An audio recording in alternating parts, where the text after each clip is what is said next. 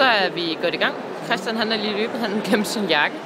Anne-Sophie, hun har lige vejledt en hel masse mennesker i at blive til lærer.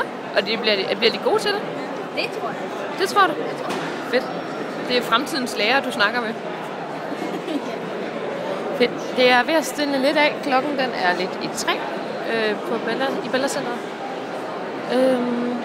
Kasper han er the man of the day. Der er rigtig mange, som gerne vil være socialrådgiver også, og han har bare været super sej. Michael har da også fået bud efter ham, og Andreas har godt nok haft travlt. Og Marie-Louise, jordmor, har også været super fedt.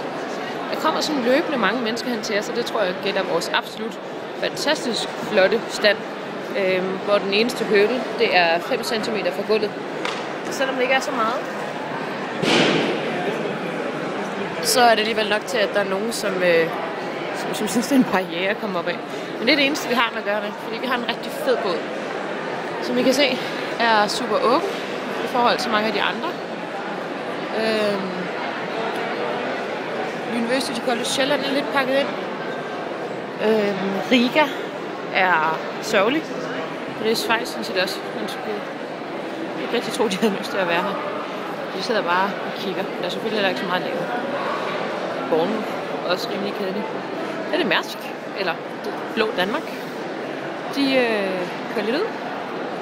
De har et skib af Lego. Det er jo også en slags kvalitet. Og så kan man vinde en cykel her. Alle andre steder kan man vinde en iPad. Men cykler, det skal vi også have. Så har vi et kaleidoskop her. Som vi har set før. Og det skal vi se, hvor kameraet er. Vi se, om vi kan komme ind her. Det duer ikke. Her var den.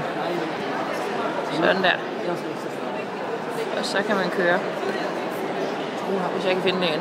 Sådan der.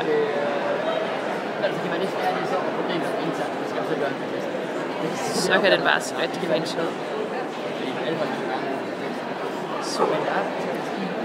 Og så når man har taget testen, så kommer billedet herop.